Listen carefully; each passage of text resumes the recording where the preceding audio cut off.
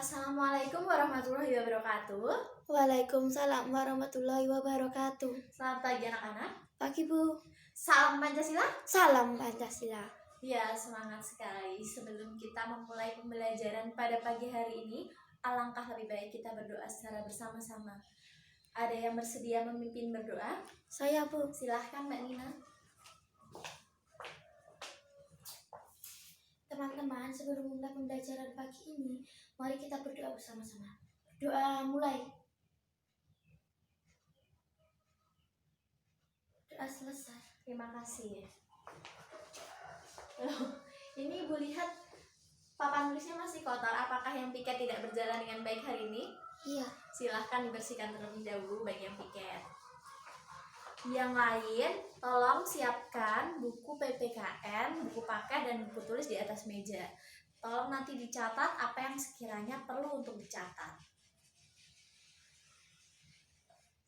Terima kasih Mbak Nina, silahkan duduk kembali. Ibu akan melakukan presensi. Siapa yang tidak hadir hari ini? Mbak Ulfa. Kenapa Mbak Ulfa tidak hadir? Sakit Bu. Oh ya, besok tolong surat izinnya taruh di atas meja Ibu ya. Iya. Ibu senang sekali pada pagi hari ini bisa bertemu dengan wajah-wajah baru di SMA. Ibu ucapkan selamat pada kalian semua yang sudah berhasil naik ke jenjang yang lebih tinggi dari yang dulu di SMP, sekarang sudah di SMA. Di SMA nanti kalian akan mendapat pembelajaran, materi-materi baru, ataupun pengalaman baru. Tapi bukan berarti kalian boleh mengabaikan atau melupakan apa yang telah kalian peroleh di jenjang pendidikan sebelumnya. Di materi yang pertama ini, kita akan bahas mengenai nilai-nilai Pancasila dalam praktik penyelenggaraan negara. Berkaitan dengan penyelenggaraan negara, nanti Ibu akan jelaskan dalam beberapa tahap pertemuan. Yang tahap pertama ini nanti kita akan bahas mengenai sistem pembagian kekuasaan negara. Selanjutnya, pada pertemuan selanjutnya kita akan bahas mengenai fungsi dan kedudukan lembaga negara, lembaga kementerian dan lembaga non-kementerian. Selanjutnya, yang terakhir kita akan bahas berkaitan dengan nilai-nilai Pancasila dalam praktik penyelenggaraan negara. Yang perlu kita ingat lagi, dulu kita tentu sudah mempelajari berkaitan dengan Pancasila atau nilai-nilai Pancasila. Ada yang masih ingat? Dulu, waktu yang terdekat saja, kemarin waktu kelas 9, ada yang masih ingat? Masih. Iya, apa? Pancasila dari masa ke masa. Betul, Pancasila dari masa ke masa. Kenapa Pancasila dari masa ke masa itu bisa diterapkan, nilai-nilainya bisa dijadikan pedoman? Ada yang tahu? Karena Pancasila merupakan ideologi terbuka. Iya, karena ideologi terbuka. Yang mencirikan ideologi terbuka apa? Nilai-nilainya? Karena digali dari masyarakat. Betul, nilai-nilainya digali dari masyarakat, diambil atau digali dari masyarakat, baik dari nilai moral, budaya maupun agama, sehingga merupakan konsensus bersama untuk dilaksanakan dalam kehidupan bermasyarakat di Indonesia, bukan suatu nilai yang dipaksakan. Ibu juga ingin kalian mengingat kembali 5 dasar nilai Pancasila. Yang pertama, nilai apa? Ketuhanan. Betul, nilai ketuhanan. Yang kedua, nilai kemanusiaan. Nilai kemanusiaan. Yang ketiga, nilai persatuan. Yang keempat, nilai kerakyatan atau demokrasi. Yang kelima, nilai keadilan. Kelima nilai ini saling berkait dan tidak terpisahkan, jadi harus dilaksanakan semuanya, tidak bisa salah satu. Nanti kita akan membahas lebih dalam berkaitan dengan nilai-nilai Pancasila dalam praktik penyelenggaraan negara. Tapi Ibu kan tadi sudah mengatakan bahwa kita akan mengkhususkan pembahasan pada kali ini berkaitan dengan subbab sistem pembagian kekuasaan di negara Republik Indonesia. Nanti media yang akan dipakai yaitu PowerPoint dan beberapa gambar untuk mempermudah pemahaman kalian. Tujuannya apa sih kita membahas berkaitan dengan sistem pembagian kekuasaan di Indonesia? Yang pertama, agar kalian dapat menjelaskan bagaimana sistem pembagian kekuasaan di Indonesia. Yang kedua, agar kalian dapat mempresentasikan bagaimana sistem pembagian kekuasaan di Indonesia. Dan yang ketiga, kalian dapat menyimpulkan apakah sistem pembagian kekuasaan di Indonesia itu sudah sesuai dengan nilai-nilai Pancasila ataupun dalam penerapannya sudah baik. Nanti kita bahas bersama. Langsung masuk ke materi. Siapakah mereka? Ada yang tahu mereka siapa? Ada Bapak Presiden Jokowi. Betul, Bapak Presiden Jokowi. Selanjutnya ada Bapak Ma'ruf Amin, Bapak Kiai Haji Ma'ruf Amin sebagai Wakil Presiden. Dan di sebelah-sebelahnya ada Bapak Menteri yang ada di Kabinet Indonesia Maju yang nanti akan menyelenggarakan fungsi dari pemerintahan negara sampai dengan periode 2024. Sudah pertama kita bahas berkaitan dengan macam-macam kekuasaan negara. Ada 2 pandangan atau teori penting.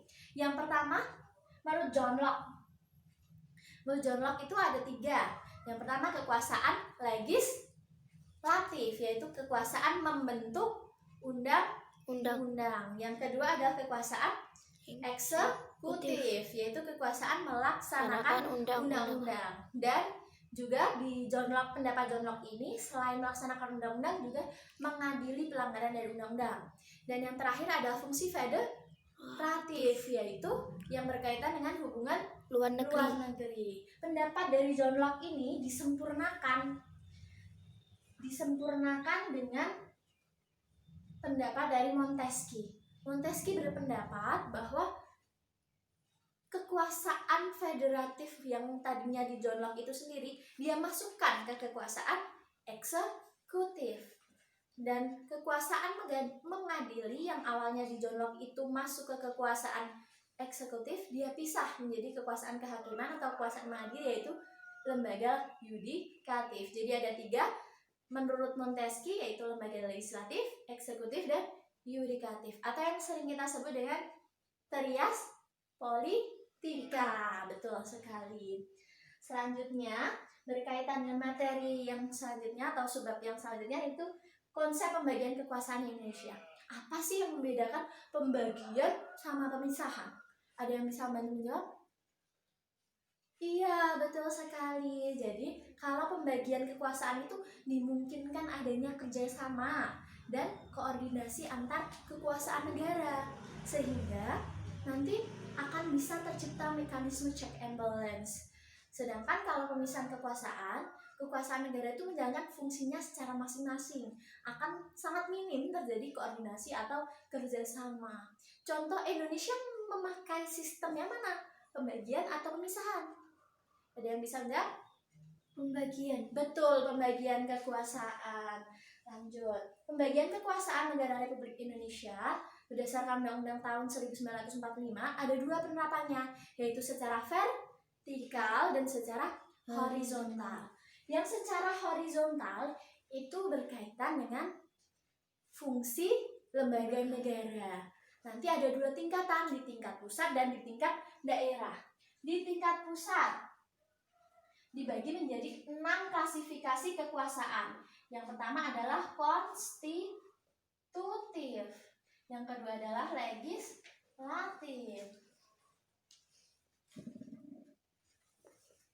yang ketiga adalah eksekutif, yang keempat adalah yudikatif,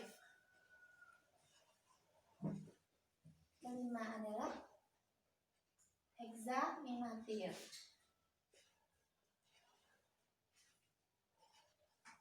yang keenam adalah moneter. Kekuasaan konstitutif yaitu kekuasaan untuk mengubah atau menetapkan undang-undang dasar. Siapa lembaga negara yang memegang kekuasaan konstitutif? MPR. Betul, MPR, Majelis Permusyawaratan Rakyat. Selanjutnya, lembaga legislatif yaitu lembaga yang memiliki kekuasaan untuk membentuk undang-undang. Siapa yang memiliki kekuasaan tersebut? DPR. Iya, lembaga yang melaksanakan adalah DPR. Terus lembaga eksekutif. Siapa yang memiliki kekuasaan eksekutif?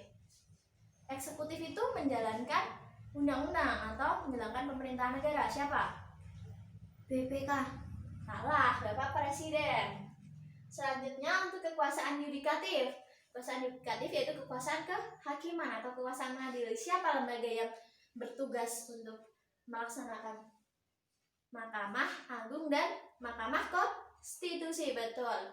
Selanjutnya kekuasaan eksaminatif yaitu kekuasaan yang berhubungan dengan penyelenggaraan pemeriksaan keuangan negara dan tanggung jawab keuangan. Siapa yang memegang kekuasaan tersebut?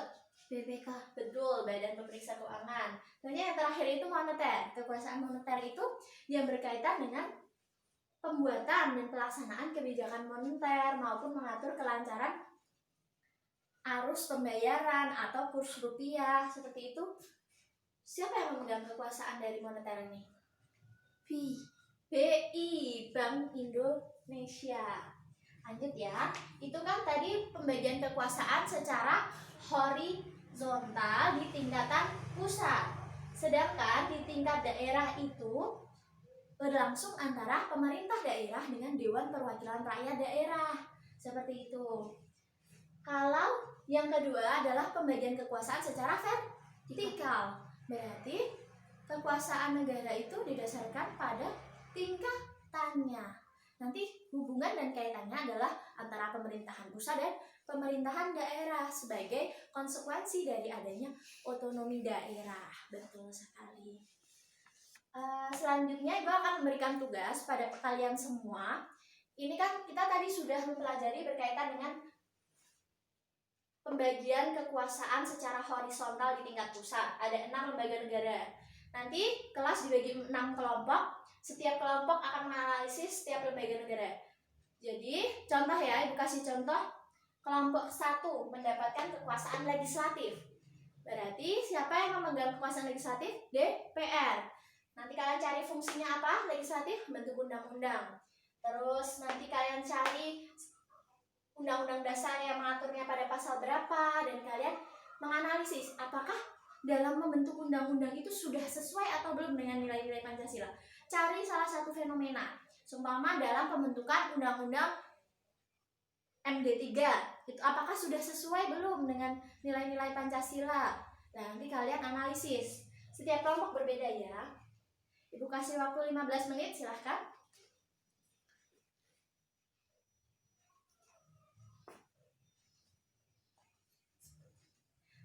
Ya, alhamdulillah presentasinya sudah selesai dan kalian sudah dapat memaparkan hasil presentasi kalian dengan baik. Selanjutnya Ibu akan memberikan kalian tes atau sedikit kuis. Tolong dikerjakan ya.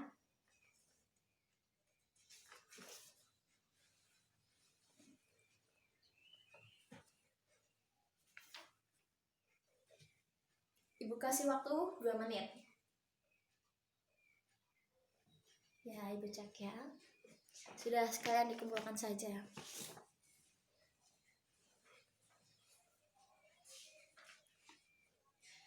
Jadi setelah Ibu amati, ternyata kalian sudah memahami materi terkait dengan pembagian kekuasaan di Indonesia. Maka kita simpulkan bersama apa yang kita peroleh pada pagi hari ini.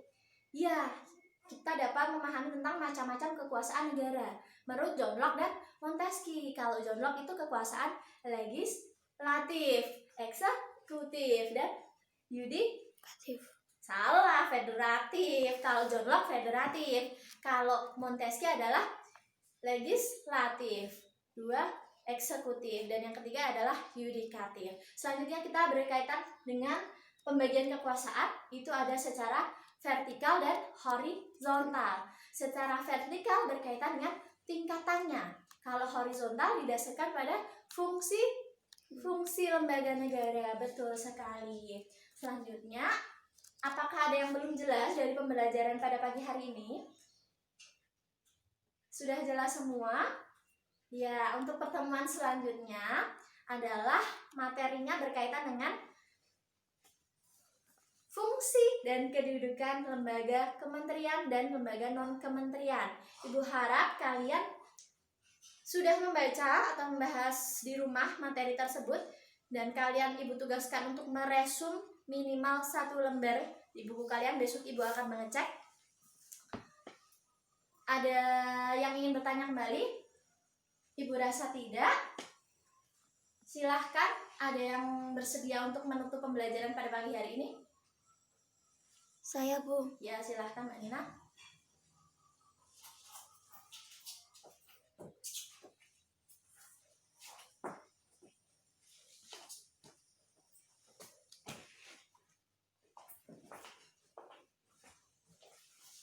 Teman-teman, sebelum menutup pembelajaran pagi ini, mari kita berdoa bersama-sama. Berdoa mulai.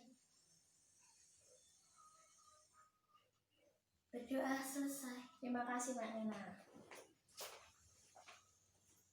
Semoga kita bisa bertemu pada pertemuan selanjutnya. Wassalamualaikum warahmatullahi wabarakatuh.